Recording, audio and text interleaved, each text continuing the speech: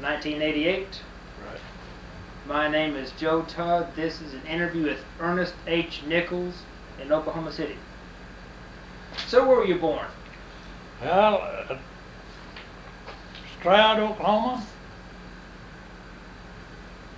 And when's your birthday? 15th of November. What year? 1905.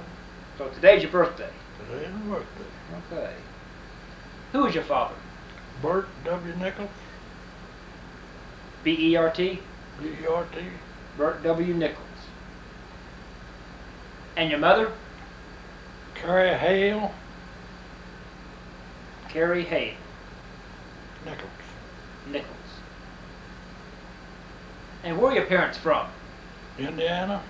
Both of them? No. Dad.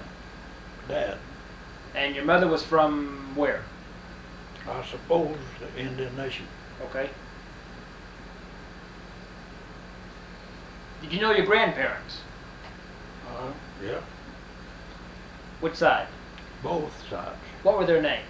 Nathan Hale was my mother's dad. Mm-hmm. And And his wife was? I don't know. Okay. What about your father's side? That was well, Grandpa Nichols. Grandpa Nichols. Remember his first name? No, I don't. At the present. Okay. Were either one of your grandfathers in the Civil War? Both of them. Both of them.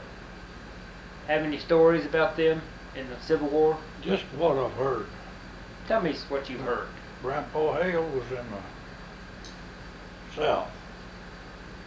Grandpa Nichols was in the north. Any specific incidents that happened?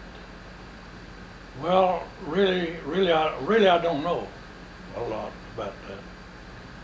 Only Grandpa Hale, now he tried to get ahead right for us kids, more or less, so he'd have something to give the kids, you know, his kids. But he couldn't get one because he fought in the South.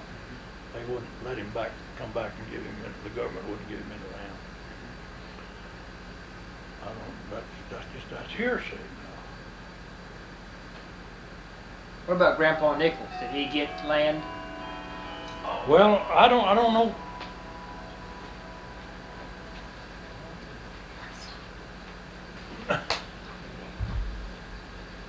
In the South War. What about Nichols? He was captain. He was captain. See, I forgot to. I knew that you'd want that. Yeah. And they're both buried at Stroud, Oklahoma. They are. Did Grandpa Nichols get any land for his service in the war? No. They came from Kegtown, Indiana. But it's not Kegtown now, they changed the name, but that's what they come out here and stake land there in Oklahoma. When did they come to Oklahoma?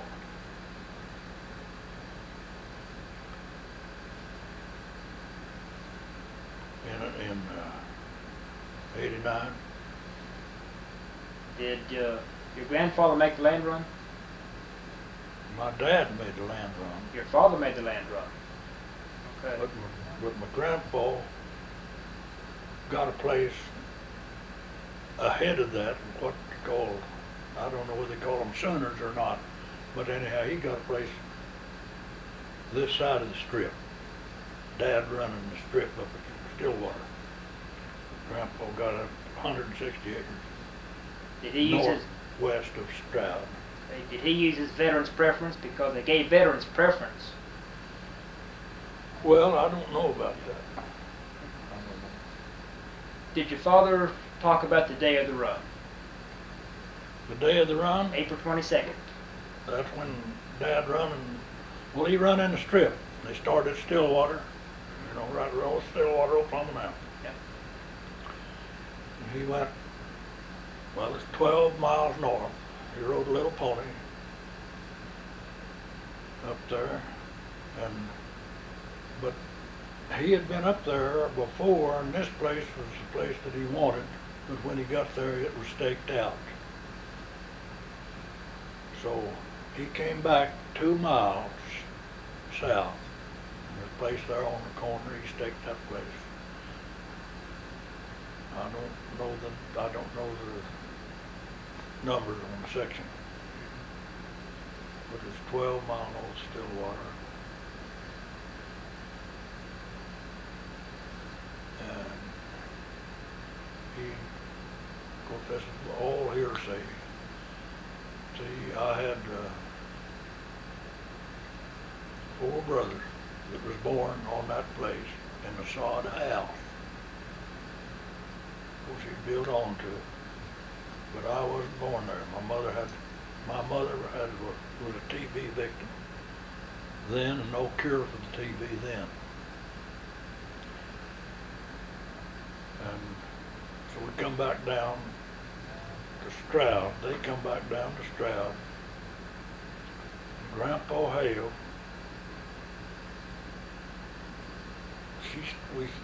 they stayed there with Grandpa Hale for a little while, and somebody said if he'd take her out to New Mexico, she might live longer or something. And I was born at Stroud, so the next summer, this is all hearsay, well, they rigged up a covered wagon, and Grandpa Hale, he rigged up a hack, and they took the old hack and this wagon, 2 teams, and Roy and Russell and Raymond and Cecil. And I was born just before they went out there about, I was a year and a half old when they went out. And they didn't stay out there too long. She just kept getting worse, and they put Cecil and I and Mama on the train and sent them back to Stroud, and she died before Dad could get back in the wagon. There wasn't no trains that he could catch out, and he didn't want to leave everything he had out there, and he's going to come back, and she died before he got home.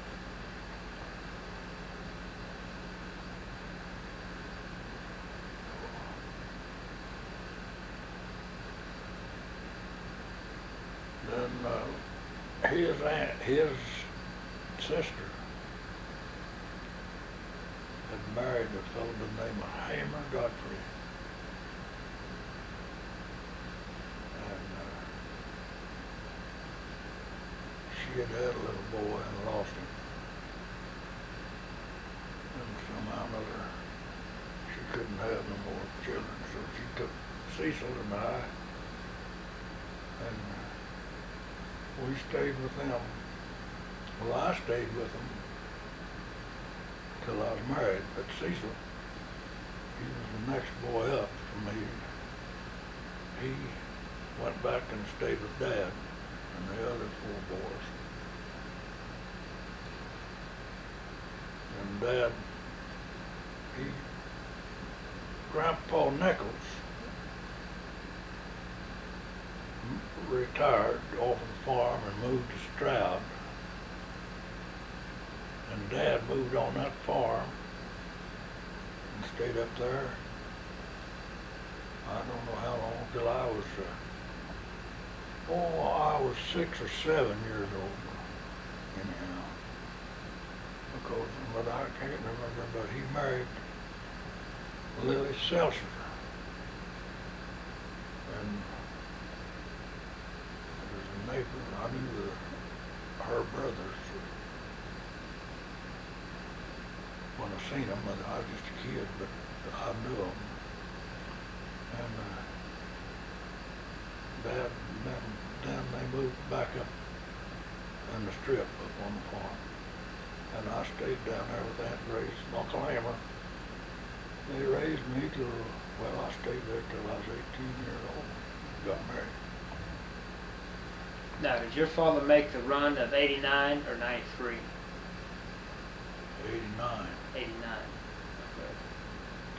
Did he talk about, what did he say when they shot the gun at noon on April 22nd? What was that like? I don't know, and I know I've heard Dad say it a lot of times, but I just can't remember. And was your father a farmer? Yes, he was. As a small boy, what chores did you do in the farm? What did I do on Yes, the sir. farm? Well, of course, I was way too small to do anything when I first got with Uncle Hammer and Aunt Grace. I was just 2 years old. But when I was 5 years old, they got me a pup. And I named him Bill. And he grew up, and when we'd go to town, I'd buy a sack of peanuts. And I'd always save Bill some peanuts. And we'd come in, and my uncle had a hired hand by the name of Lee Reed. And he always, when we came in, Uncle Hammer and Aunt Grace always had some groceries to put in town, that put in the house. And Lee Reed always took care of the team. We went down in buggies. And this particular time, he unhooked the team and unharnessed them and tied them. We didn't have a big barn then, and we had to feed them out in a wagon. I can remember that just as well. But I shelled some of them peanuts, and I always saved him some of them peanuts. And I'd give him 3 or 4 peanuts out of my hand 2 or 3 times. I'd shell them, and he'd just eat them right out of my hand. And we walked out to the barn lot, and I was just feeding him them peanuts as we went along. And all of a sudden, that dog, and we walked right behind these horses that was eating out of the back of the west wagon. And all of a sudden, that dog just left me and jumped up on this little mare and just stripped the hair off with his teeth, but never broke the hide on this little mare, but just took the hair when his teeth bit her. And Lee Reed grabbed me and throwed me in this corn crib and shut the door and took a scoop shovel and knocked this dog off of this little horse. And this dog had to have the trophy.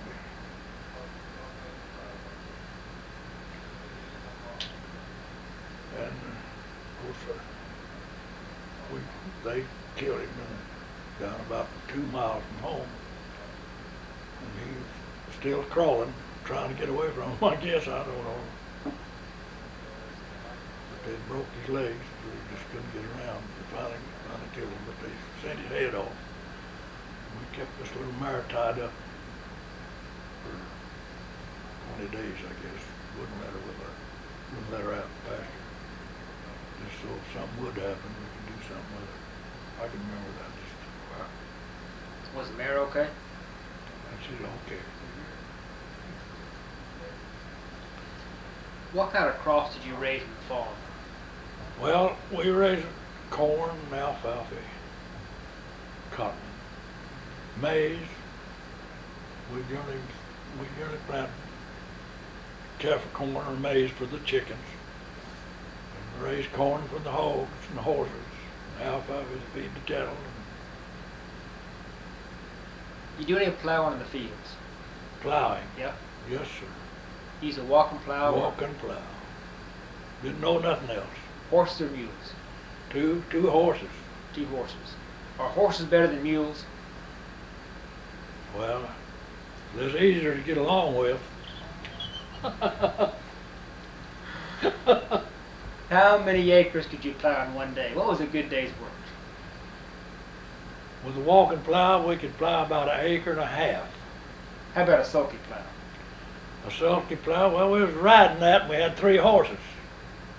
We could plow maybe 2 acres. How long were the rows that you plowed? Oh, 1/4 mile. Now is this, what, for the alfalfa fields or? Alfalfa field, we had 16 acres in the bottom across the creek. Of course, that alfalfa, we'd plant that and, you know, it'd last for 10 years, maybe, if the gophers didn't get in it. But we could take a good team of horses and cultivate 10 acres of ground in a day. But with it's about as good as you could do if you had to have good horses. We had good horses. How about planting corn? Well, I planted my corn with a 1-row planter. I listed my ground. Then I'd harrow the ridges down, then I'd plant in the furrow. I planted all the corn I raised. But I planted my cotton with a 2-row planter. Planted that on flats, you know. What kind of corn did you plant? Yellow dent. Took my raised yellow dent out of the name of it, yellow dent. What kind of cotton did you raise? Well, that's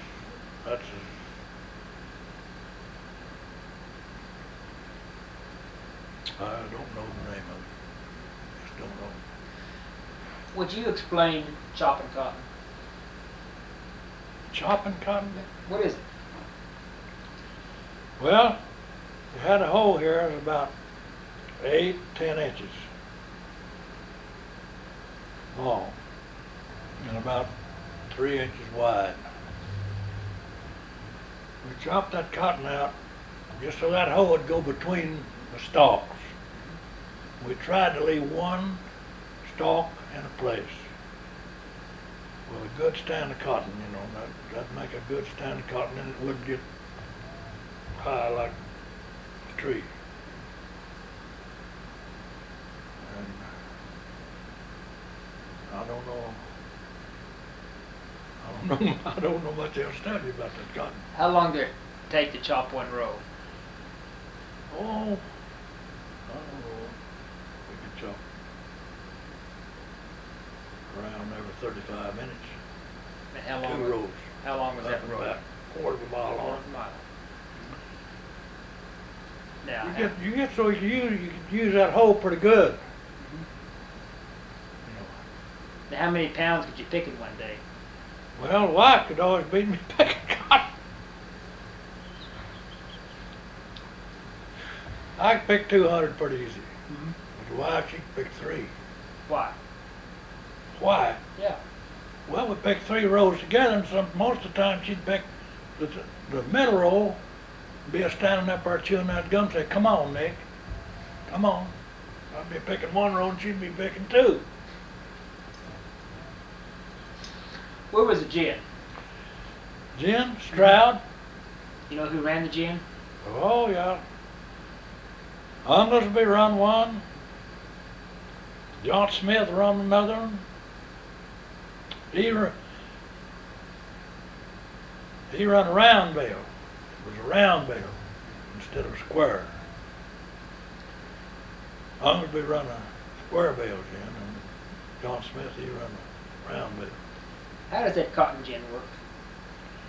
Well, it's got a concave in it, but the cotton comes in here. Well, we all hauled it to town in a wagon. Had a big deal come down, the motors were running a sucking machine, you know, to suck this cotton up out of the wagon, run it in there, distribute it along here, and had concaves all along here, the drums about that long with a lot of little fingers on it. And there'd be sometimes they would be, maybe have 6 of them deals that took that seed out of lint. And everything was just turning that, just feed that cotton down in there, just well, right, I guess, because it just finally just pick all that lint right off that seed, you know. Seed went one place and the lint went in the bale. Did you keep your seed, or did you give the seed to the? Well, sometimes we give the seed and pay the ginning, you see. But sometimes we take it home, and we always took home enough seed to plant the next year. But if we thought we was going to have a little dry spell or something in the summer and not raise a lot of feed, sometimes we'd take the most of that seed home and feed it to the cattle, because it had a lot of oil in the seed, you know, and it keeps them cattle going pretty good in through the winter.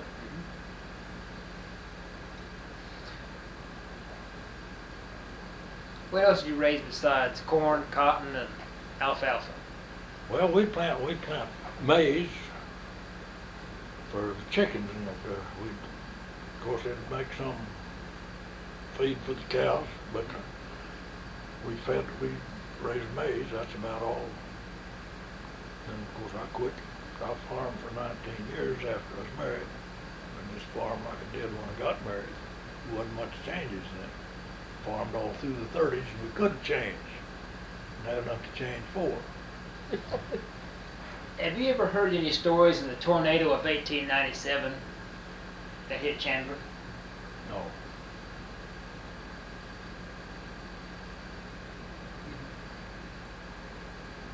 How many wagons do you have in the farm? Always had 2, sometimes 3. You know what brand they were? What brand they were? The Studebaker or? We had a Studebaker wagon that we kept to haul grain with, you know, instead of hay, so we wouldn't have to haul in. It had a box on it, you know, and haul and corn. We'd shuck corn in the wagon. That was a spoke wheel wagon, wood spoke wheel wagon. And then we had a lower wagon, iron wheel wagon, that we used a lot of times in the fields because it had wide tires. And horse it wouldn't go down so deep in the mud when we was trying to gather corn and stuff. What maintenance did you have to pull to keep the wagons going? Horses and mules. No, I mean like greasy axles. Oh, grease axles. Yeah. Yeah, we had to grease them axles How do you do it? every 30 days. We'd try to grease them. How do you grease the axles on a wagon? Take the nut off the end of the axle, slip the wheel out,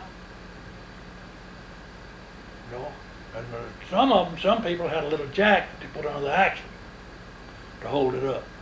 I didn't. I just didn't pull it off the end of the hub. I just put it on there.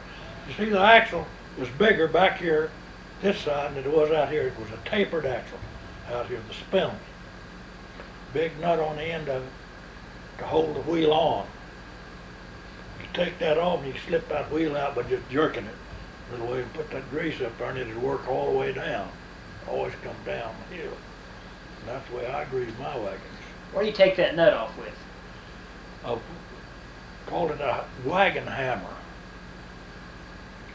It's a piece of steel about that long, about as big as your thumb, maybe a little bigger, with a deal on it. It's right here, and then 2 lips come up. You just stick that on there and turn them off. And where'd you keep that wrench? Where'd they get that wrench? Where'd you keep it? We kept it there in the shop, there in the blacksmith shop. Oh, you didn't have one that went through the tongue on the wagon? No, we didn't use it for that. Okay. We used a what we call a doubletree pin. I always did, with a little chain on it. Just pull that out of the doubletree. And in the doubletree, you take the doubletree off, just drop that down, put it back, put that in.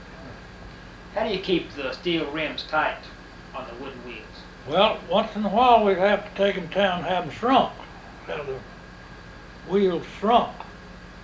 But if you had Bodock fellers in there, that the feet that went around the inside of that rim and the spokes was into them, you didn't have that trouble. That Bodock didn't shrink. When they put them on there, they was there till they wore plumb out. How do you shrink a rim? Take it to the blacksmith shop, and the fellow had a tire shrinker. You put it down there, and it comes down here, and it grabs a hold of it, and it's got to heat this tire red hot. Set it down there, and it grab this thing and shove this together, right there. Where it was right hot, and then he'd grind that off on the grinder, and so it'd be smooth on the side, that so it wouldn't go womp, womp when it turned over. Where was the blacksmith shop? It's Stroud, Who ran it? Bob Terry. Bob Terry. He's dead now. I know all these boys. They still live in Stroud? Yeah.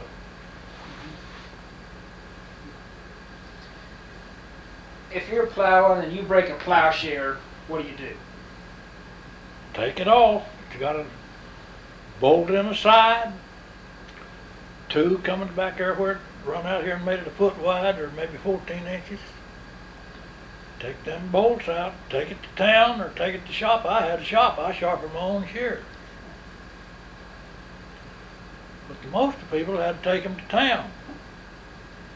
I had a little blacksmith shop, and I sharpened my own stuff, and all the neighbors. How'd you sharpen them? Beat them out with a hammer, heat them hot, in a furnace.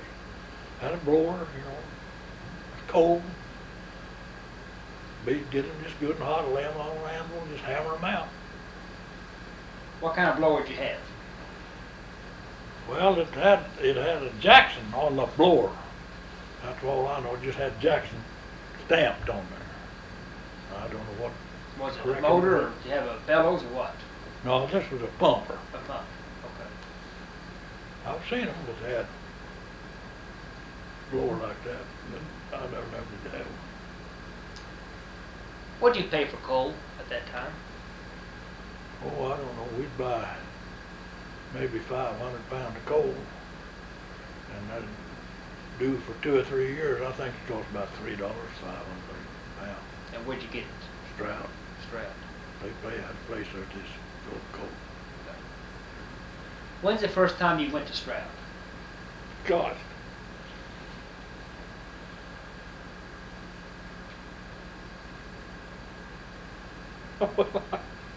That's a catchy question. See, I probably was in Stroud when I was a year and a half old, because Grandpa Hale lived just a mile west of Stroud.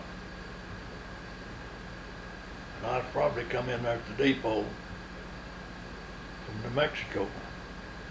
That might have been the first time I was ever in Stroud. Now, I don't know for sure. Give me a good description of Stroud in those years. What did the town look like? Well, it always had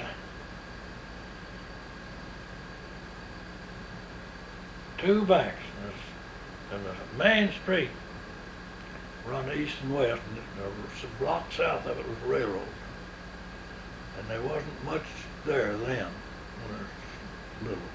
There's a post office there, and 2 or 3 stores, and depot, and they built shipping pens there down at the depot for fellas who's going to want to ship some stock. And you could put the stock in the pen when a train come through, with the cars, while they'd haul them to Oklahoma City, or someplace where they wanted to go.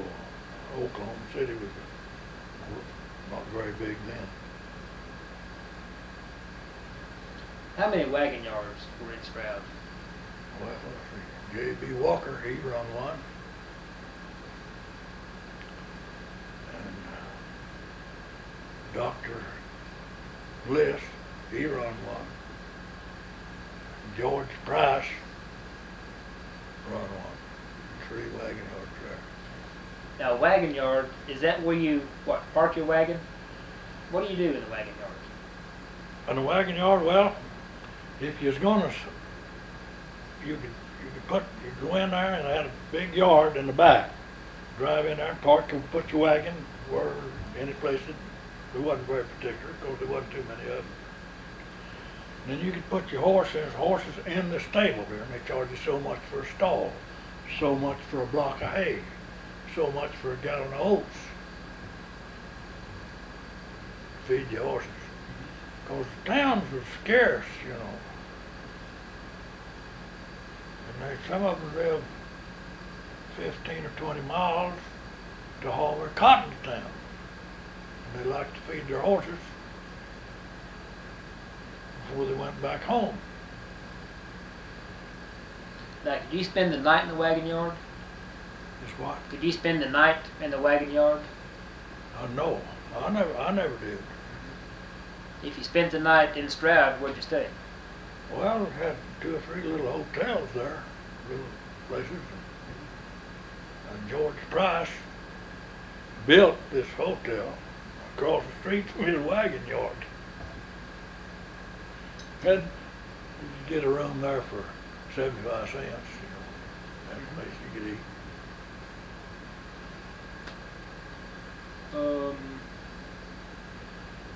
That is now, I was getting to be a pretty good sized boy, you know.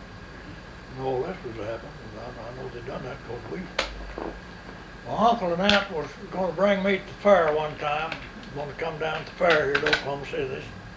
That's something new. I wasn't too big, but they put their horses in walkers.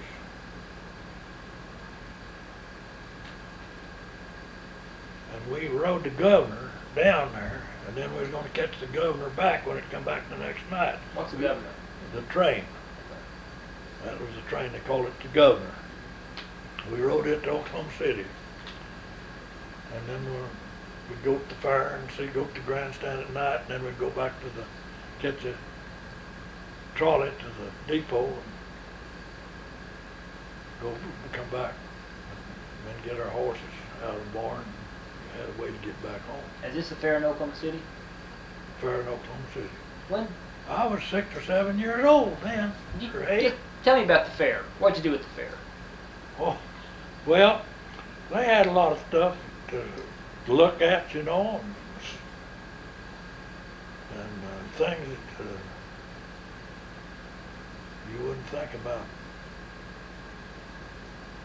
A kid ever thinking about happening, you know, they done things, you know, we didn't know anything about. But the folks, they come down, they want to see the exhibits. But I was just big enough that they'd say, now, if you get tired, you go over here by what they call the grandstand. Then there's fellas up there playing music.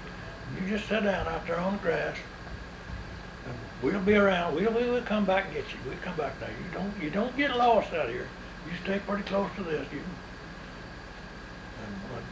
I just sat down and listened to that music. You know, if I got tired of walking around, which I did, on account of the night before, I run a pitchfork tying in my foot, and boy, it did hurt to get it out.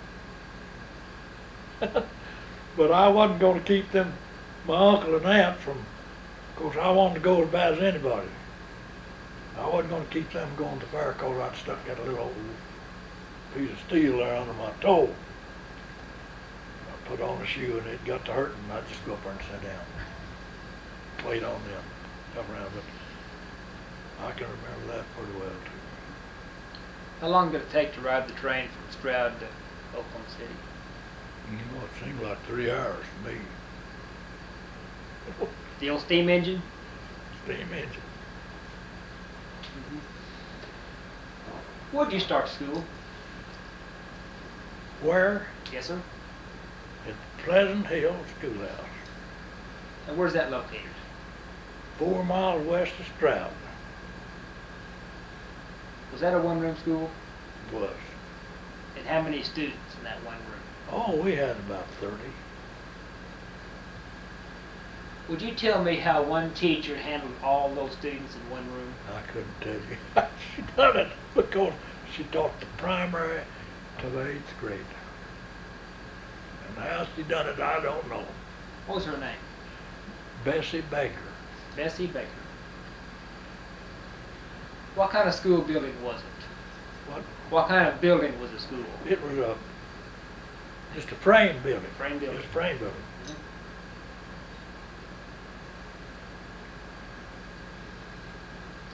What kind of well do you have at the farm? Well, I had just a drilled well. There's a fellow by the name of Bill Clark he drilled that well. That was about 112 feet deep. The water was hard to get. He had a good well there. Now I can remember when he drilled it, but I can't remember very much about that. He drilled that when I was 5 or 6 years old from my uncle.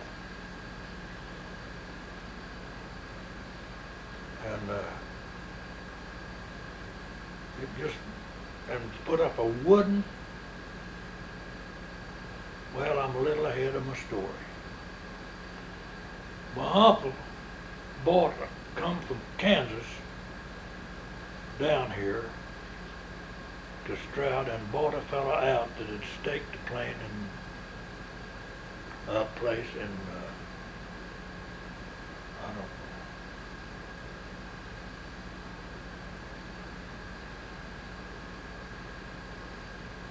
But anyhow, he bought this fella's rights for nearly nothing. And he farmed that for a year or two before I was born. And he got to raising horses, big horses, perching horses. And he sold horses, and land was cheap. And the fella built a house on the place that really I was raised on. That was 1.5 miles east of where he bought this fella's rights, and he bought this farm for nearly nothing, and it had a kind of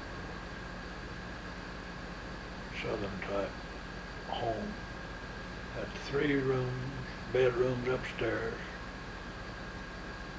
2 down, plus a big living room and a big fireplace and a big kitchen. And then we moved over on that farm. But Bessie Baker's dad built a wooden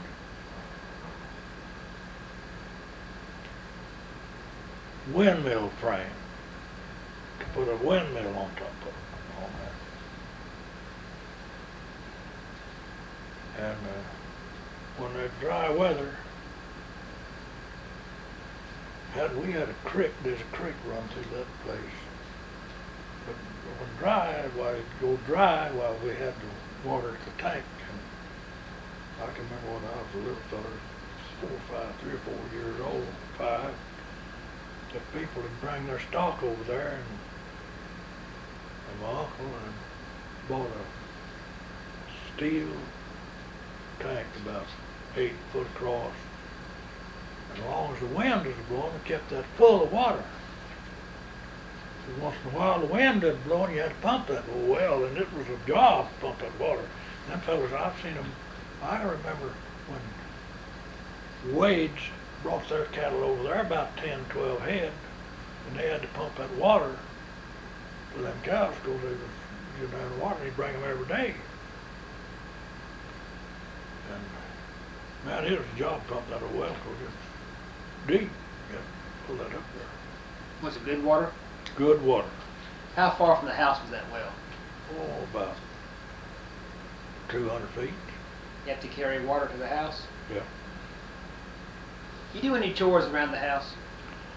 Yeah, I had chores to do. I'd get in the wood and pick up chips and go out to the barn and get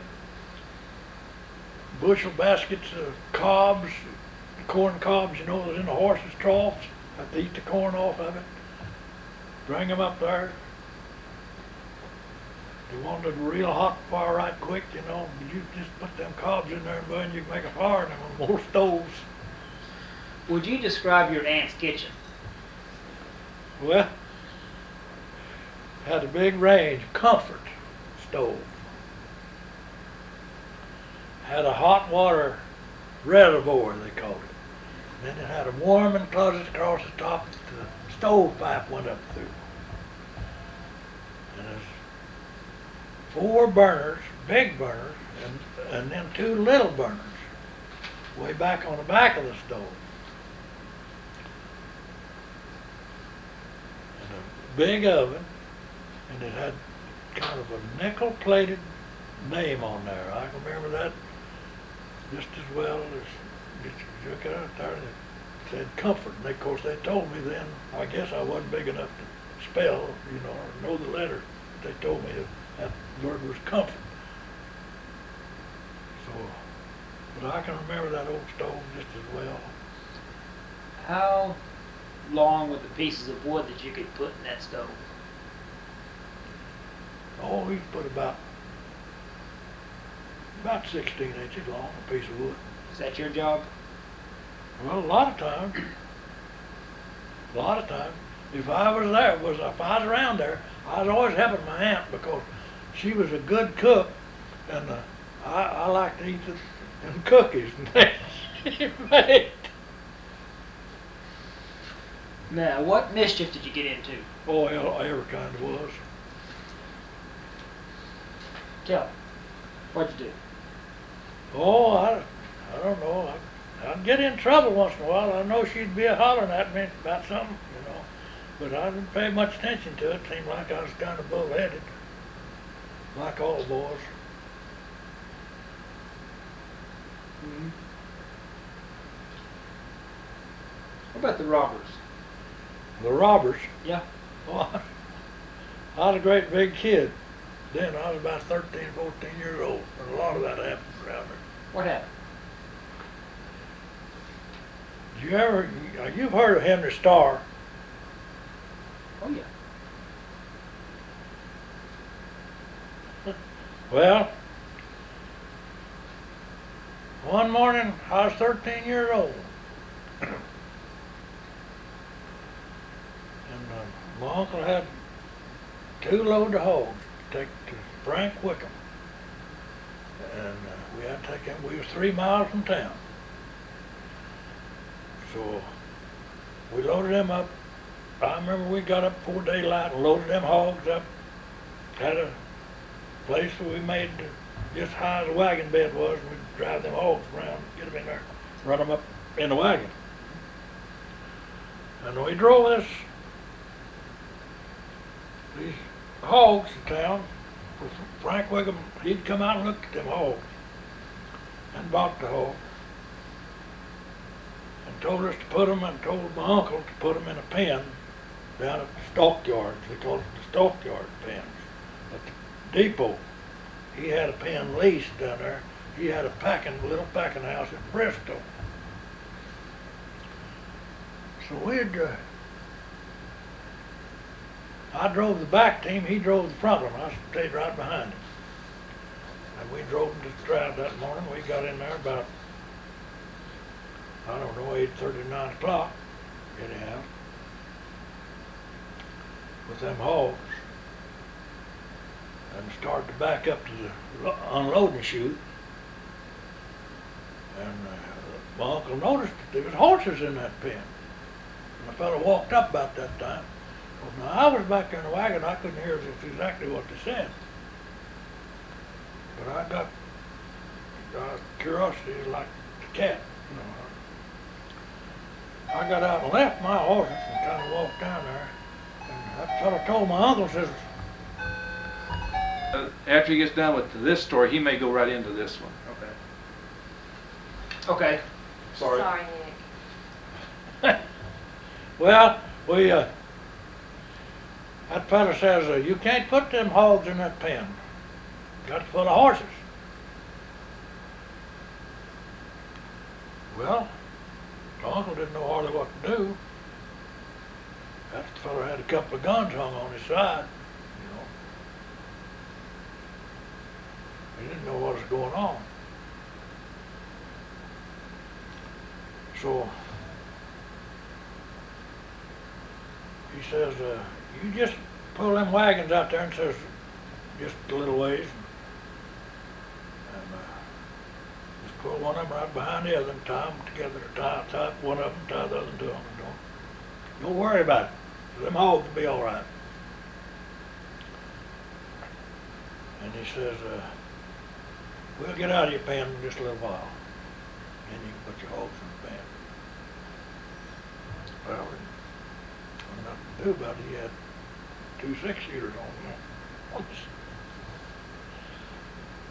And well, it was always easy going anyhow, and he just said, okay, we'll wait. And he told my uncle, he says, Henry Starr is robbing both of the banks this morning in town.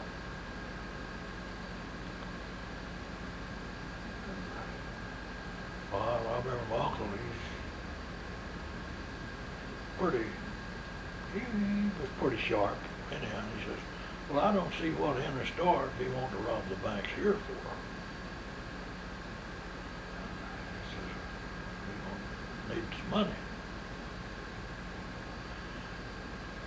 So, we were waiting in here, they come, we seen them, we could see them just coming down the street, just straight north to the first bank, and the other bank was just a block east on the main street, Stroud.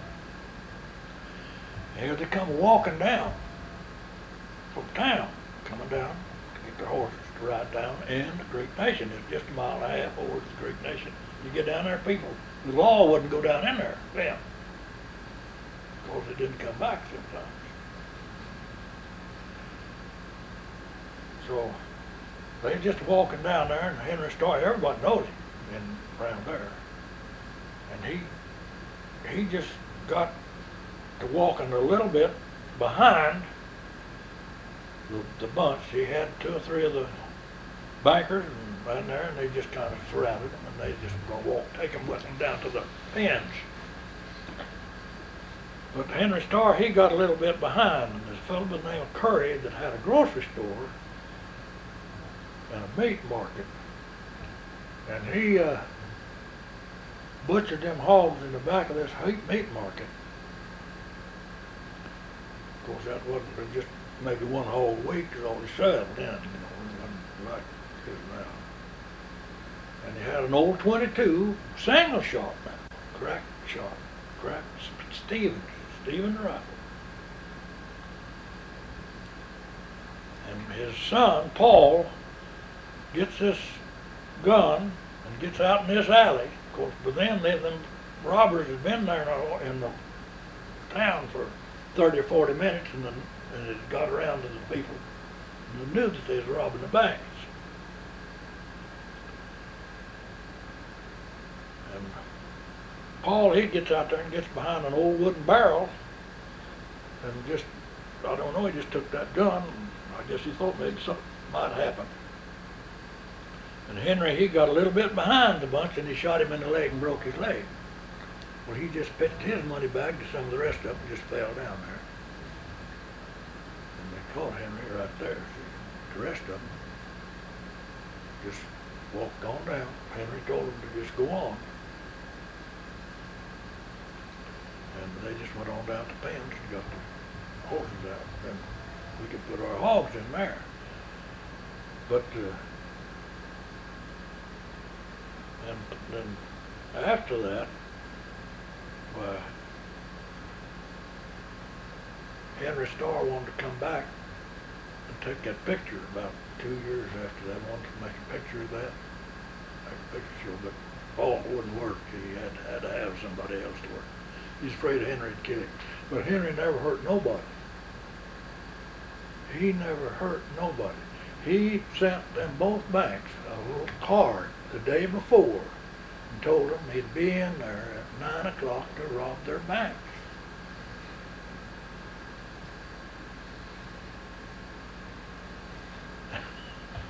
He just come in and robbed their bank. He got killed, they got leg broke. Was he sent to prison? I don't know whether he went to prison. I don't suppose he did. Went to jail for a little while. He got out. He's a pretty good guy. rob banks and help out the poor people, something like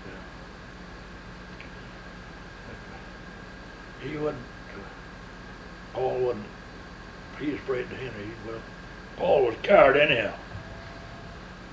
And What year was that? that was, well, I was born in 1905. That was 1913.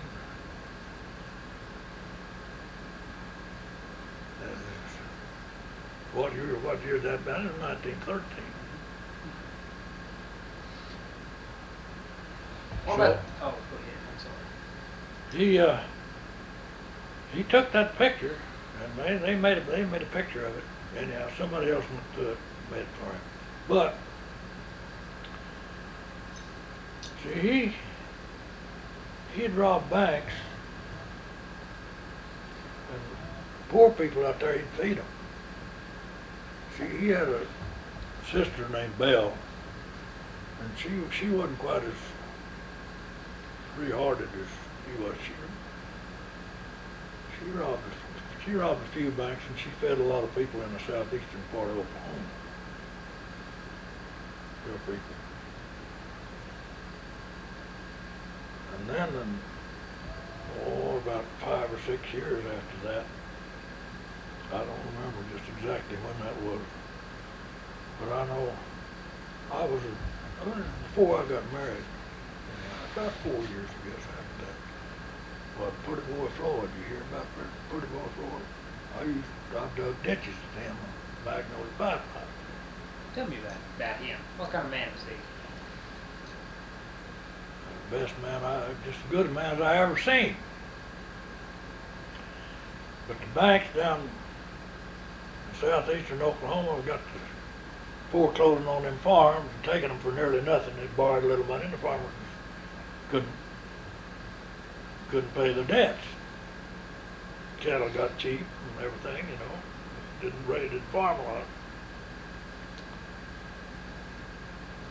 And he robbed them banks and take that money out there and give them fellas that was going to lose their farm, give them enough money to pay them farms off by August. And the bank couldn't take them. I seen him sitting right there on the street there in Stroud. A Model T car, and the law walked right by him, backwards and forwards, up and down the street. They wouldn't arrest him. Why? God, he was just such a good guy. What about the outlaws that stayed north of Stroud? Well, that's where they started. Starr. That is, that's where they camped up there that night. Mm-hmm. Before that, of course, I didn't know nothing about that.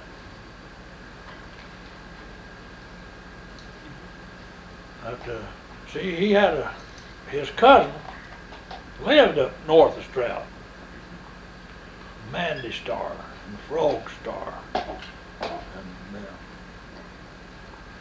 they lived 6 miles north of Stroud. And they stayed up there right there. I expect they stayed with Mandy Starr that night up there. She had a pretty good house. But we used to ride our horses to town, going to them shows, And we'd tie our horses out there. Of course, it's just a mile and a half to the Creek County line, which was the Creek Nation. Yeah. We'd come out of them shows, maybe our horse would be loose standing there and just didn't go off someplace, and they'd take our saddles. Our bridles, sometimes they'd tie them up with wire, or take the reins off the bridle and tie our horse up, so we'd have a way to go home. Steal our horse and take them down the Creek Nation, just a mile and a half. Well, we didn't go after them. Of course, we knew they was down there, but we didn't go after them. Folks wouldn't let you go, because they were afraid you wouldn't come back. Frank Murphy, they stole Frank Murphy's little horse. There was a nice little horse, saddle, bridle, and horse. Took the whole deal. 2 years after that, that little horse come back to Frank Murphy's house. But Belle, Starr, and her bunch come up and robbed the Avery Bank. And my grandpa then lived 6 miles north of Stroud and 3 west. And they come out of Avery with the money that they robbed the bank. Of course, it wasn't a lot then, but it was a lot of money then, but not much now. You know. And they come over there and got over there at their place just at noon, and they rode in there, and Grandma's house was in the house, and Grandpa was down to the barn, and they wanted to eat dinner, wanted something to eat. And she says, well, I'll slice some ham and fry you some ham, and I've got some light bread here. She says, you don't have to cook it. Just slice that ham, we'll eat it and be on our way. And when they left, well, they found a couple of $100 bills laying down there on the porch.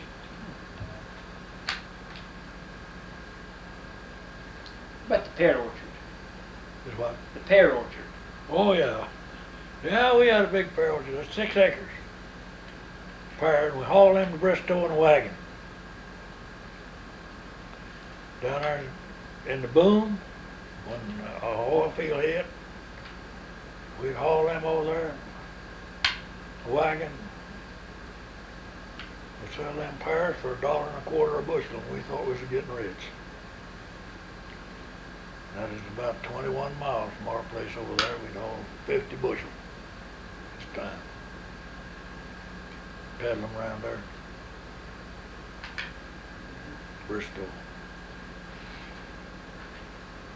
Do you remember the first oil boom around World War I? World War One. 16, 17? Slick City and Maud and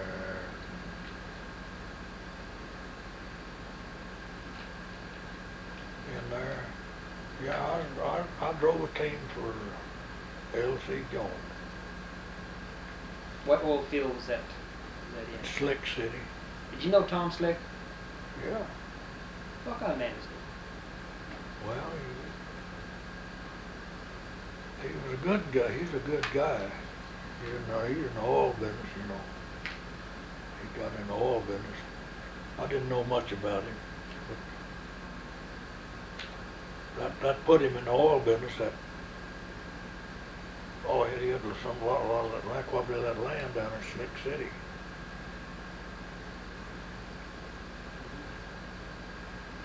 I just knew him if I'd just seen him. I wasn't really acquainted with him, but L.C. Jones had about 20 teams, and he put them to work right southeast of Stroud over at that little old town. They hit some wells there, and they digging the slush pits. I drove a team for him. I moved down to Slick. I didn't stay long. I come back and got married. You got married. Where'd you meet your wife? Well, I met her right there at home. She joined just a section line in between me and the farm she was raised on. We were raised together, went to school together. We've been together all our lives. She was born down south of town, and then her dad moved up there right beside of us on a fellow by the name of Hines, his place. She started school, I guess, just a year after I did. Same school. We went to school together all our lives. All the schooling we just got to 8th grade. We didn't have no schooling. But we just learned the multiplication table, how to read and write. When did you decide you wanted to marry her? Oh, I don't know.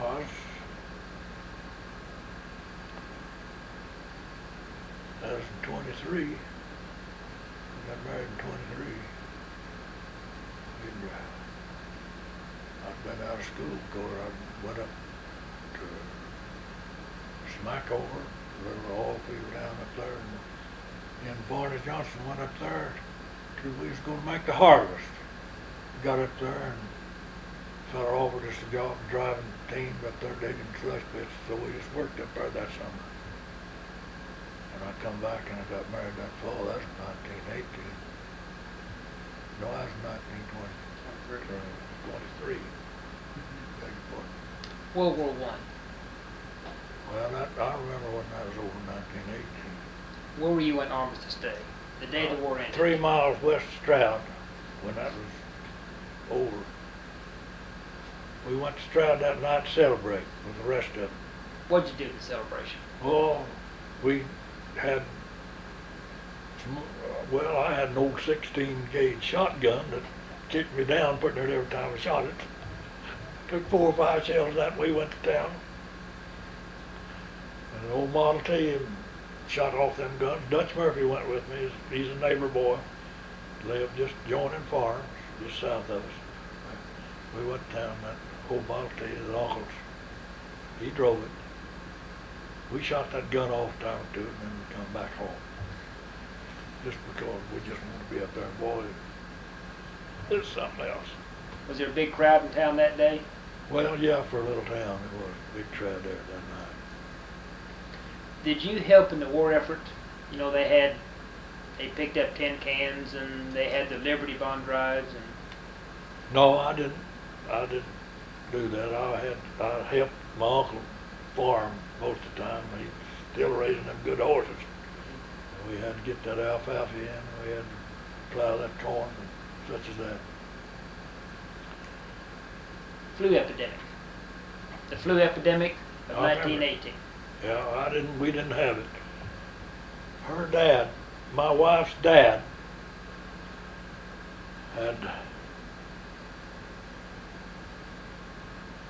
3 girls and 2 boys. And man, they was a dying off just one right after another in that country then. All that flu epidemic came through there. And he was an alcoholic anyhow. He thought whiskey would cure anything, and he just kept them girls and them 2 boys full of that damn whiskey for about a month. And you know, they didn't, none of them ever have. Yeah. So that whiskey is what kept the flu down? Well, they never had the flu, Mm-hmm. anyhow. Putting there that everybody else did.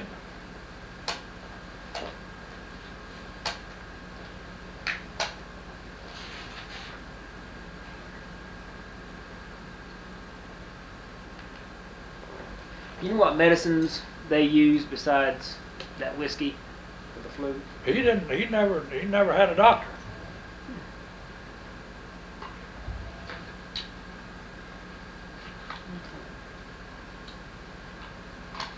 Were there many moonshiners in that area? Well, they had a bunch of them. Who was the biggest one? Oh, I don't know. I've seen some pretty good sized stills. A fellow by the name of R.B. Cornett was one of the big ones. And he didn't sell whiskey. He made that for another fellow. How'd the moonshiners deliver their whiskey? How- How'd they deliver the whiskey? Well, they had Model T and Model A cars. But he didn't deliver no whiskey. They come get it. They bought that. He just bought the keg. They come and got it by the keg, 10-gallon kegs.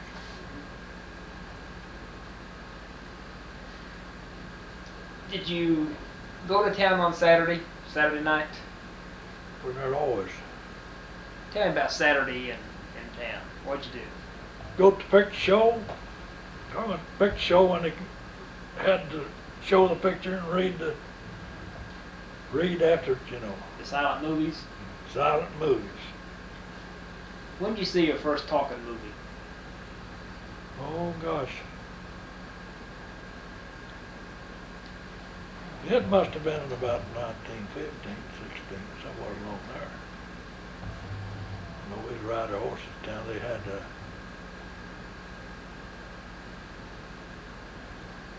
I just don't remember exactly when I seen my first talkie. I know we went to it. When did you see your first automobile?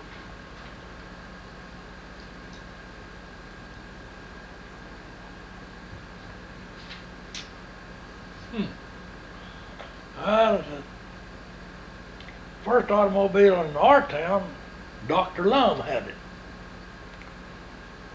So,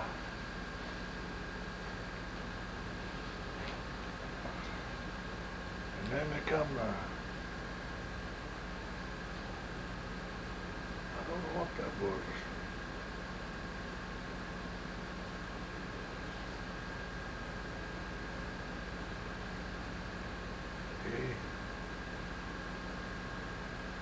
I know he always come out with a horse and buggy he would come out in the country, doctored all over the country. And he got that in there. And I guess that's the first car I seen. I know there's older cars than that, but I don't think I'd seen them. I think that Dr. Lum was the first car I'd seen when he had it. And now I must have been 6, 7 years old. What did you think of it when you saw that?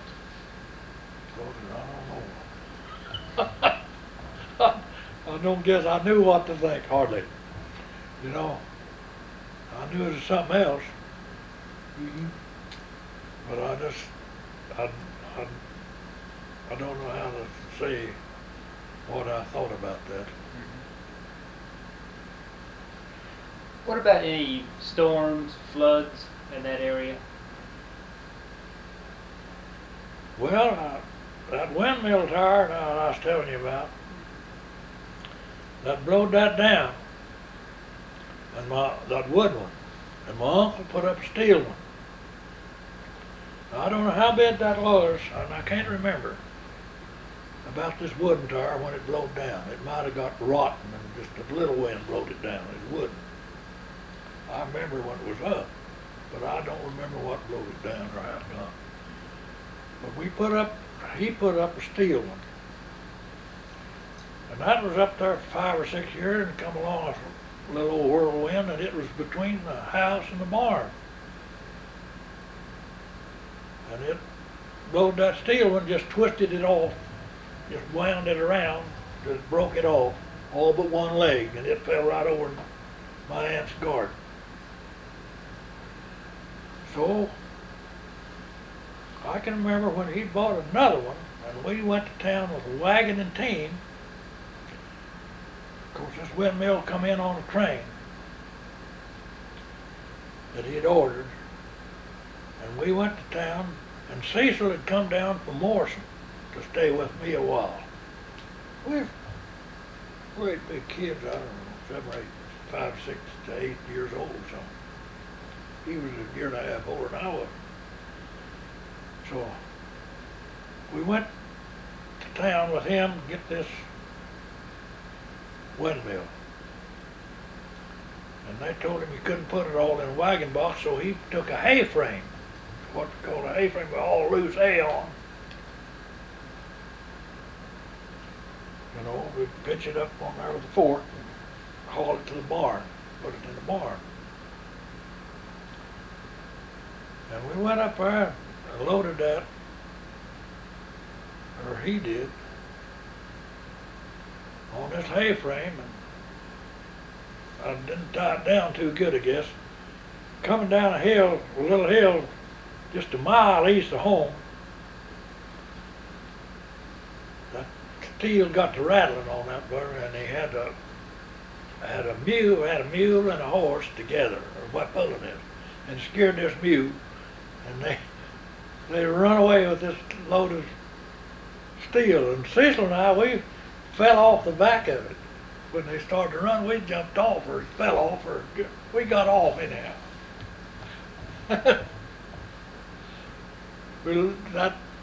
They run out, didn't stay in the road, they run out there where it was rough, and they shook a little of that off, but it didn't tear up the frame, didn't tear up the windmill any.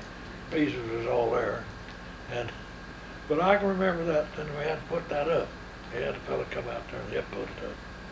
I don't know who he was or anything about it. But then it blowed down after I was married. It stayed there till I was married, and then it blowed down. And then I put up another one there.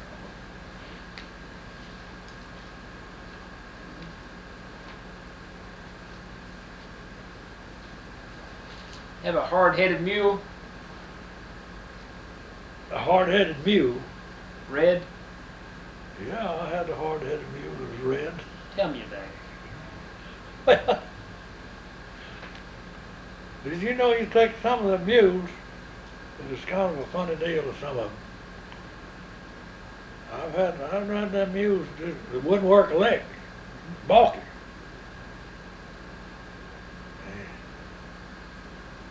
I'd have trouble. That's about the only mule I ever had that wouldn't work. I got that mule off a fellow man that his name was Tony A. Anderson. And that scamp wouldn't work. And I don't know, I don't know what I ever done with that mule. I just can't remember. But I know I kept him around there for quite a while and finally swapped him to somebody, and I just can't think of what I swapped him for. Good looking mule, but he wouldn't work. Which horse was your favorite? Which horse was my favorite? Well, I had a pair of big horses. I worked in the oil field some. And he broke, I swapped them for a big pair of mules. I got tired of fooling with them, working them in the oil field, and I swapped for a big pair of mules, and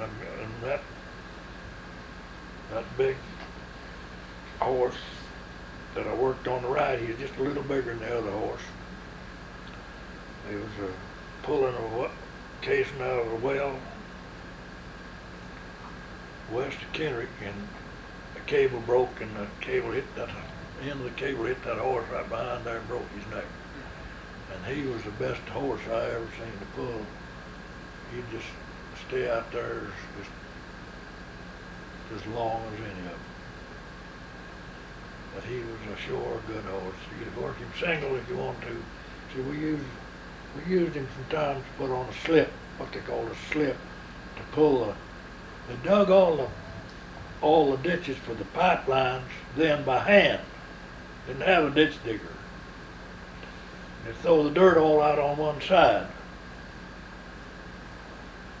They had a slip board about that wide, fixed with the cables on it and such.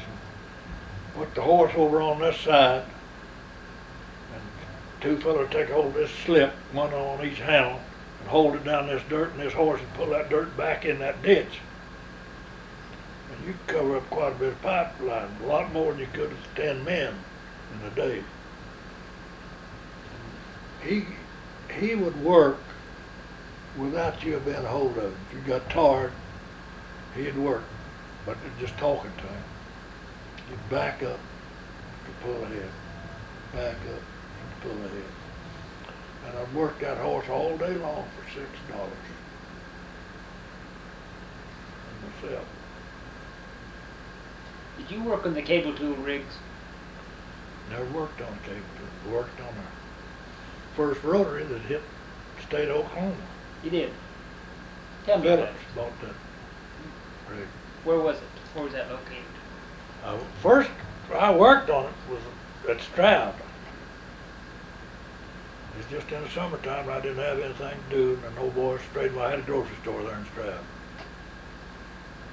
I stayed on a farm most of the time, but I still had a little grocery store there. A fellow named Joe Cotton, he's a head driller for Phillips out of Barterville.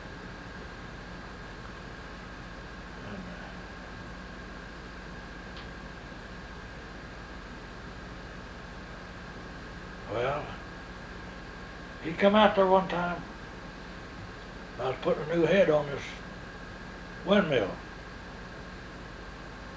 I'd I'd let it get too dry or something, and got to where it didn't run good, and so I bought a new head.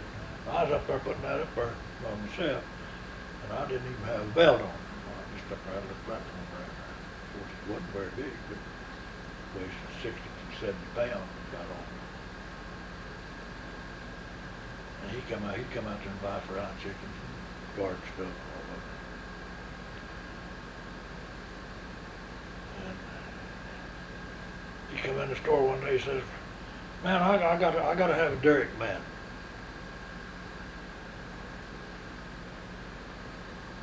But I had to farm a derrick man. I've got to have one to go out in the morning. And in the summertime, didn't have much to do. So, kids, Roy that's my oldest boy, Blank, he's big enough to help my store. So I went down, I worked at Joe Cotton. He put me on top of that rig, and I'd never worked derricks. Never seen a rig. And he says, "You don't worry about it. I'll pull up there and stop, and you can latch on." And we was going to drill a well down there in Deep Fork Bottom. And they just got it rigged up. He had fell out with his derrick man. He started in at 6-inch drill pipe. You know, he's standing up in the rig, and it's just one joint. It's wasn't up, it's 30 feet high.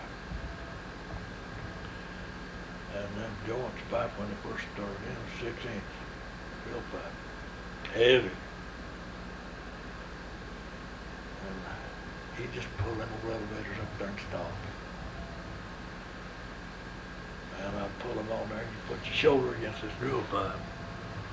Take a hold of the elevator to latch them around the drill pipe. And man, I'm telling you, my shoulder was that blame sore that night. But of course, when we got the service pipe down, well, we changed over and got a little smaller pipe, 4-inch. Finally, it went to 3. That wasn't bad. Then they went to run triples, doubles and triples. But I didn't work much. And what's the difference between the rotary rig and the cable rig? What's what? What's the difference between the rotary rig and the cable rig? A rotary rig? Yeah. Well, you drill with a bit. You drill with a plunger. And you had a deal that would just pick it up a ways and drop it. And this rotary rig, you had a turntable there that turned this. And it turned all the time. You had a bit on the bottom of this drill pipe. And it turned it, and it just bore right on down the ground. But them others we'd drill a while they'd drill a while. I've seen them a lot of, but they'd drop this drill a while, and then they'd slush it out. And then drill some more with cable. That's the cable. Was Stroud a boomtown in the 20s? Yeah, pretty rough. How bad was the town in the boom days?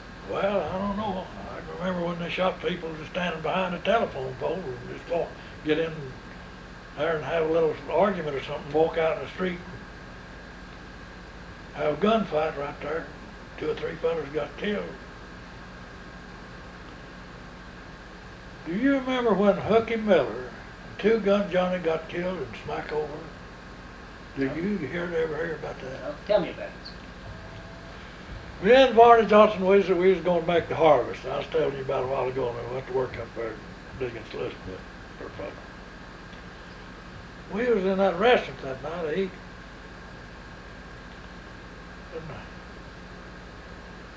And this fellow was sitting down at the end of the table, and I guess he'd been drinking a little bit. Them 2 laws come in there. Hooky Miller, 2 Gun Johnny. They gave him a rough time. They told him to leave town. So don't come back. And they beat him up pretty good. Somebody had some of them, I don't know which one. We got out of there. But he come out pretty soon, he was bleeding upside the head. And the next night, we was in there eating supper again. And Hooky Miller and Two Gun Johnny was in there at a table back over the corner. They hung out there a whole lot. I don't know why, but we'd been there quite a while.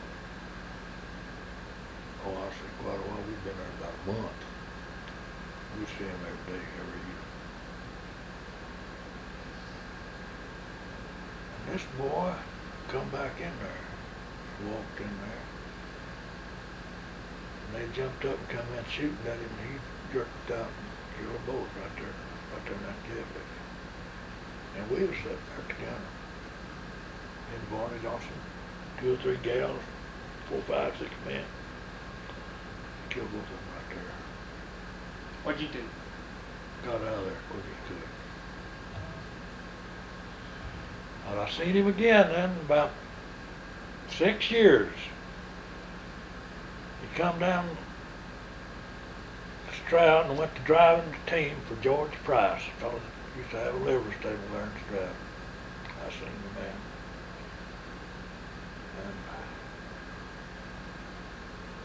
And he says, he told George Price, he says, Uncle Hammer, my uncle used to sell George Price some teams, and he'd break them out for an oil field, sell them together.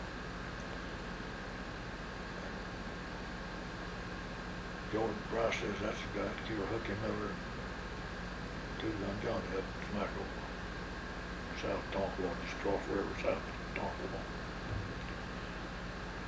He's as good a skinner as I ever hired.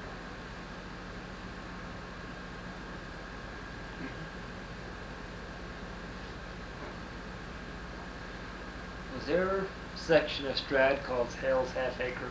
That's where I went to school. They called it Hell's Half Acre. Why'd they call it that name? Because it was on a rock hill, I guess.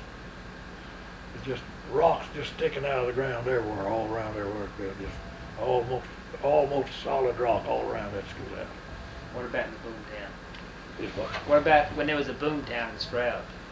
Oh, that must have been 19.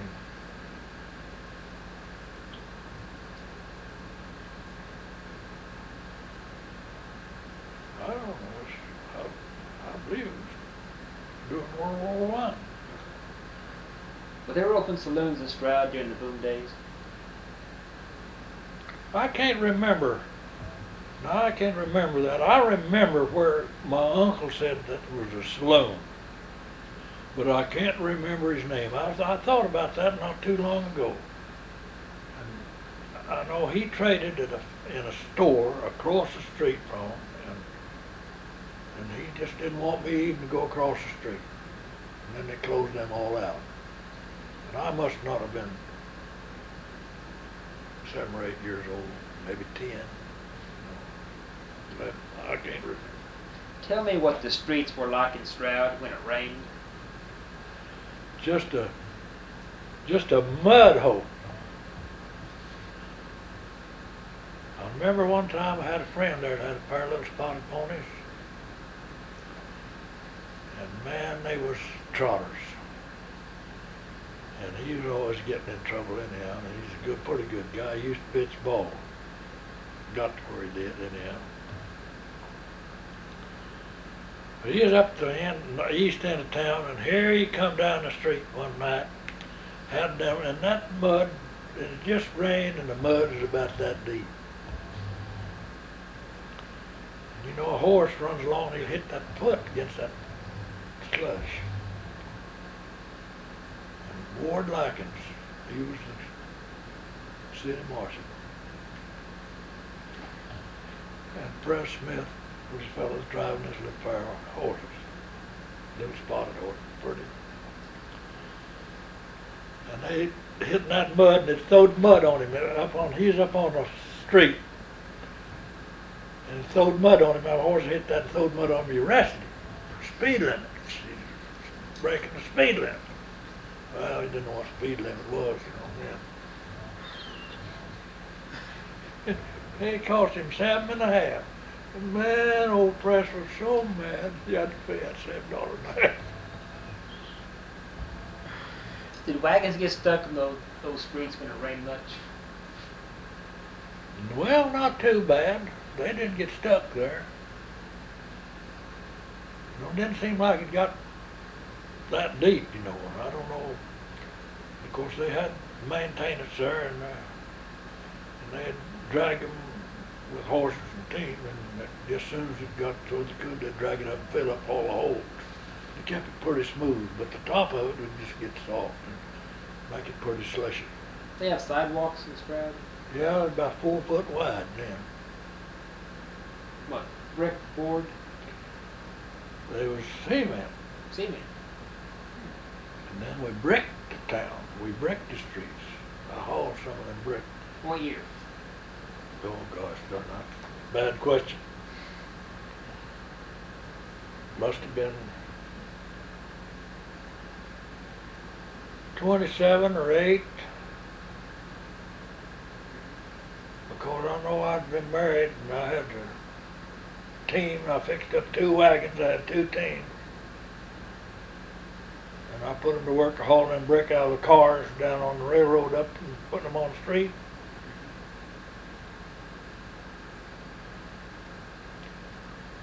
I remember that. Where'd the brick come from? Well, they had a plant. They had a plant at Chandler. But whether it come from Chandler or not, I don't know. I expect they did.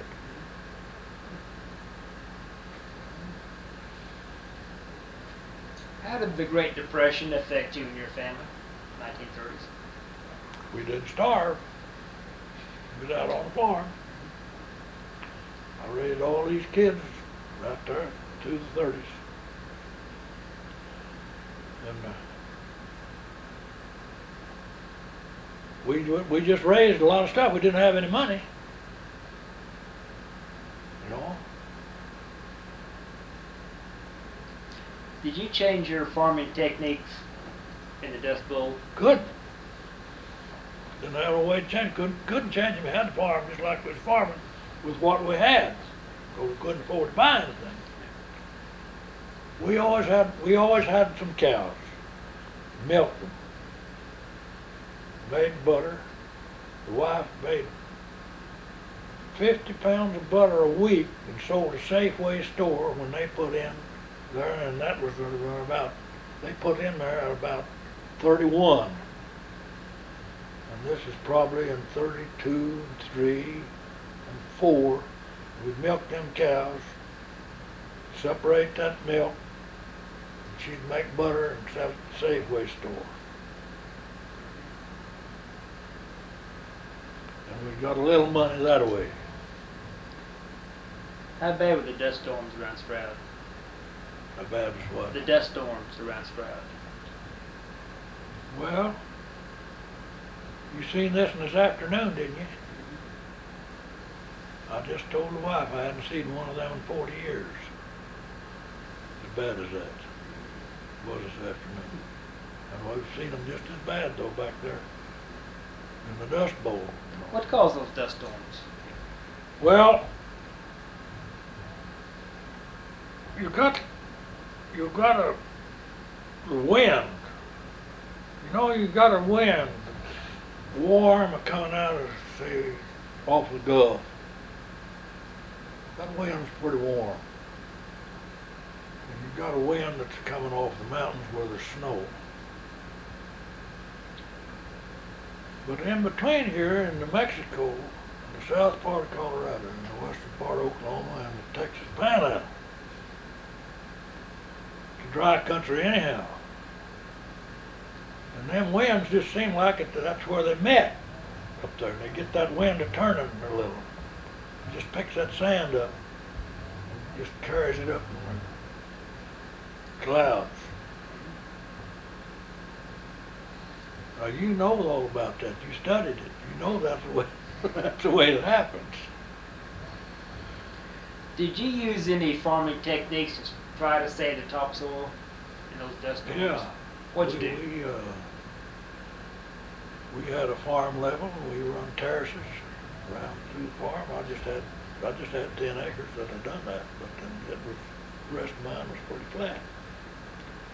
But I wanted to save that one down there on that piece, and then the turnpike come along, run right through, just cut it in two in the middle. That piece of ground. Did you do any work for the WPA or CCC? Nope.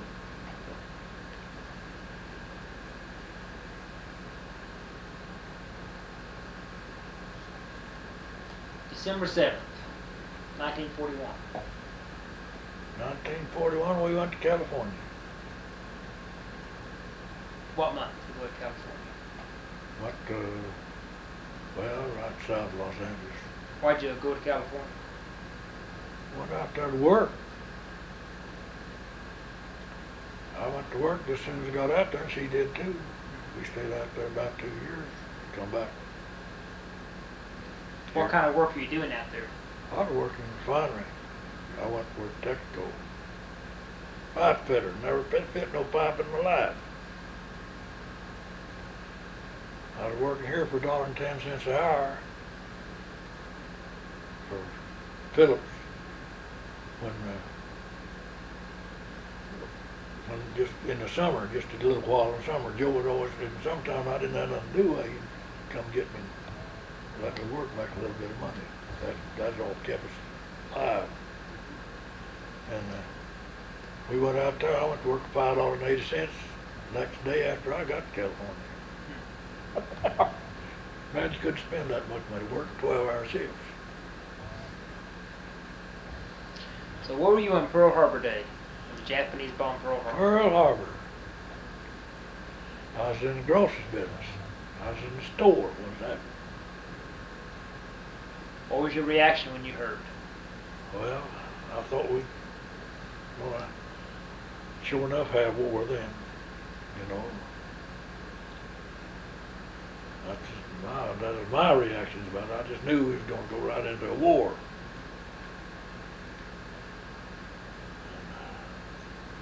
Well, for just a few days, I guess they did declare war on them and blow them off the map. Did you do any work to support the war effort in World War II? No, I didn't. I just worked for myself all the time. I didn't. Of course, I never did buy a bond. I never did have enough money to buy a bond at one time. Well, did you farm mainly during the war? Did you farm during the war? World War II? Mm-hmm. No. And when did you return to Oklahoma? I don't know.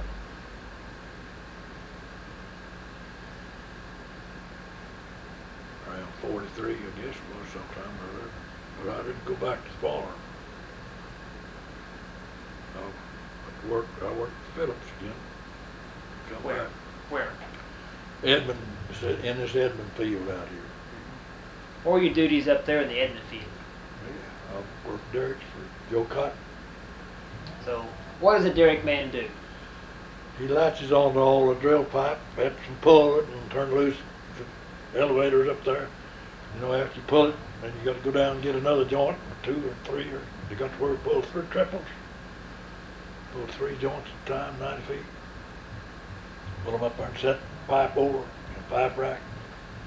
They set the bottom over, fellas working on the floor, you know. They set the bottom over, and then I pushed the top of it over in the, unlatched from it, and down to the floor in the elevators and go, and he'd latch on them, and up they'd come. Stack them up over in the corner. How deep those wells up there around Edmond? Oh, 7,000 to 8,000 feet. How long did it take to pull a well that deep? Oh, about 10 days.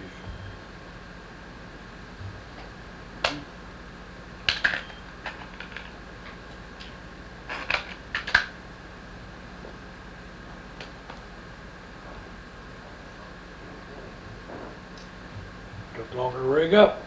Mm-hmm. Took longer to rig up and tear down. That's the reason we quit Stroud around there, that rig. Shallow wells.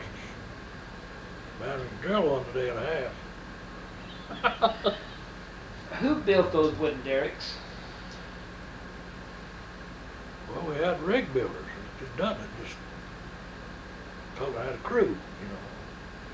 Where'd they get the wood to build those derricks? Oh, they lumberyards is just, they'd get what they wanted. Then they'd buy it out of lumberyards. What's your favorite childhood memory? From your childhood. Favorite child.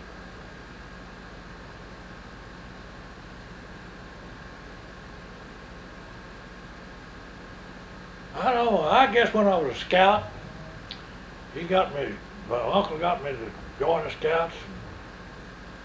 He was quite a ball player himself. And he played ball with me a lot. And I went to Stroud, I played ball with the scouts. And I guess that was the big deal. When I was with them, I played scout with the scouts. Oh, we'd go over to Chandler and over to Devonport and play them scouts. And down to Prague and over to Kendrick and Cushing. Just around Floyd, you know. Have a good team? Pretty good team. What But position did you play? me, I caught the most of the time. I was a good shortstop. I play short or catch. You might want to talk about, you know, that when he talked about that homestead out there in north of Stillwater, I think that one of his brothers still owns that, don't he, Dad? Yeah, I've got a half brother. Half brother. He's got a bunch of half brothers too. Flocka. Half brothers. That's when his mom died. Yeah. And then his Dad stepmom married, had a Flocka. Seltzer lady, girl, you know. Did you want to mention about the Cherokee lady back in the ancestry? I don't know much about them. Had to be one back there somewhere. You wouldn't have any Cherokee in it. Things on the Hale side, wasn't Well, it? guys on the Hale side, see, my mother was a quarter, Quarter Cherokee? and it made me an eighth. Is she on the rolls? Are you on the roll? No. We could never get nothing because Granddad Hale never could get nothing. Our side didn't have it. Our people was ours, you know. That makes me a 16th then, doesn't it? Or 32nd. 16.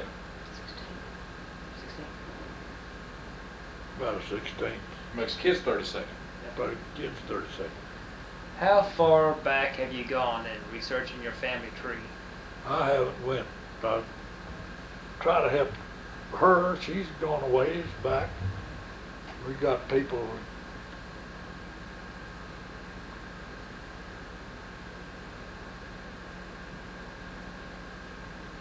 Delbert's got a book on the Nickles.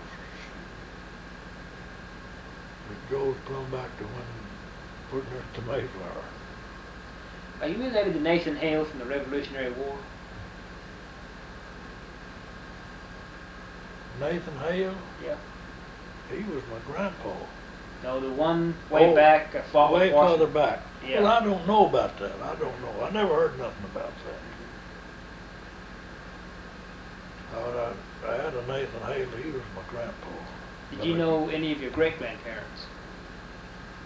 No. Any stories you've heard about them? No, I guess not. Well, I've heard them talk about Keg Town there, where they built whiskey kegs there in Keg Town, Indiana. I think what that's in Indiana. What part of Indiana is that located? I wouldn't know. And I did know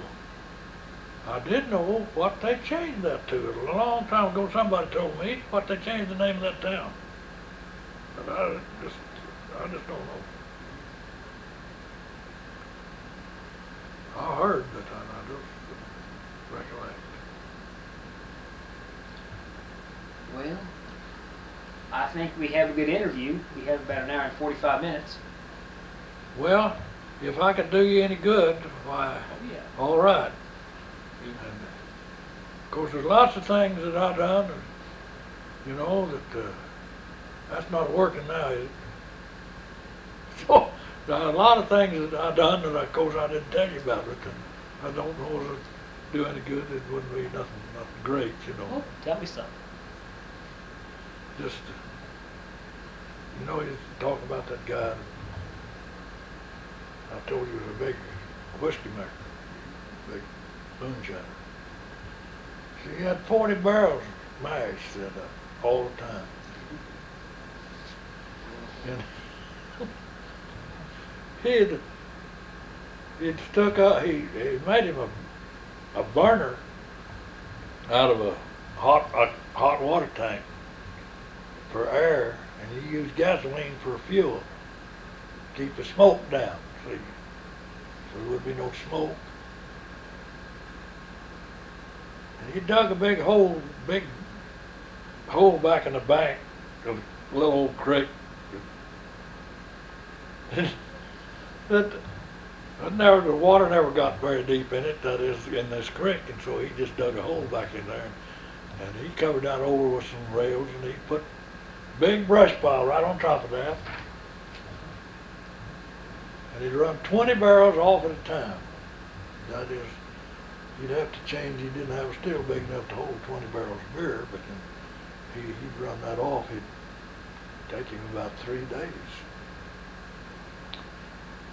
And then he'd just break them barrels right back in, and the first thing you know, he's over here running about 3 more days on this other 20 barrels.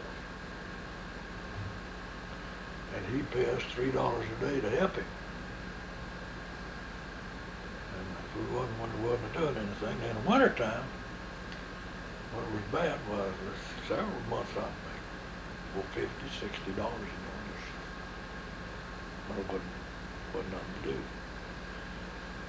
He farmed right across the road from me. You know some of the boys.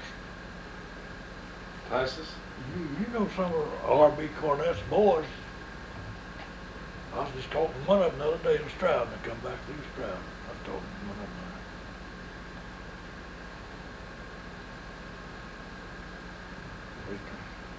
He gave us $3 a day. Me and one of his brothers helped him. $3 a day. And I never do have him selling a quart of whiskey. They come and got it with a barrel, with a keg, just hauled it off. He worked for the other fella.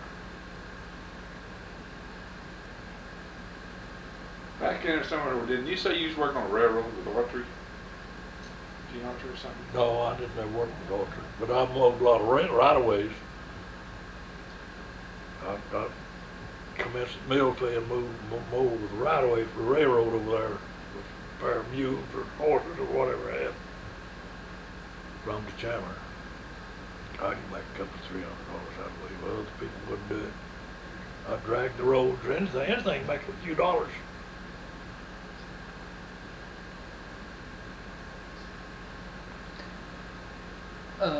The roads between the towns, who kept up the roads, the highways, in those years? See, we had 3 commissioners. I was under one guy that I'd knowed all my life.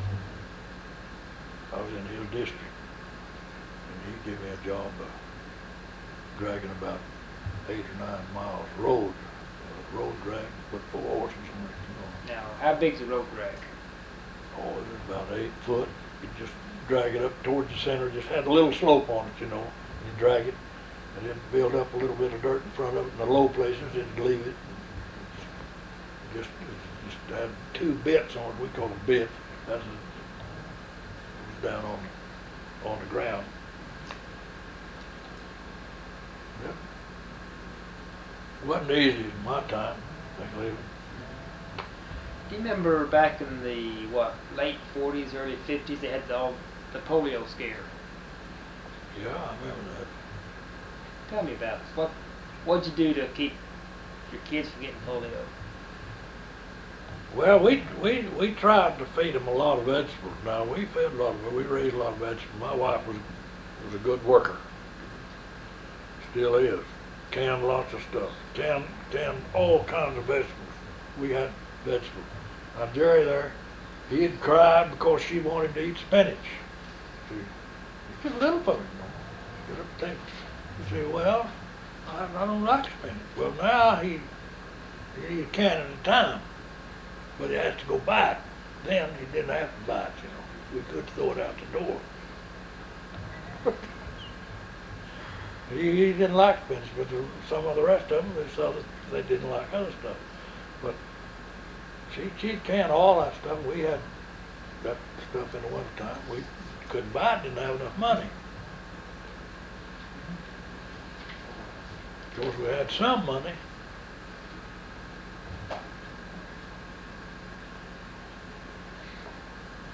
When did you get married? 1923, What day? What month? 15th of November. Married on my birthday. So today's your anniversary. Yeah, 65 years. Married 65 years today. That's pretty good. Married when I was 18 years old, she's 17. Mm-hmm. I'm 11 months older than she is. Mm-hmm. She's getting around like a 65-year-old, ain't she? Mom gets around like a 65-year-old woman, don't she? Yep. Of course, I don't get around that good, but I guess I get around pretty good. I think you do pretty good. I just lost a brother last month. He was 92. Well, Mr. Nichols, I want to thank you. I've enjoyed this. Well, I hope I do you some good, and I hope everything comes out all right. Oh, I think so. Okay.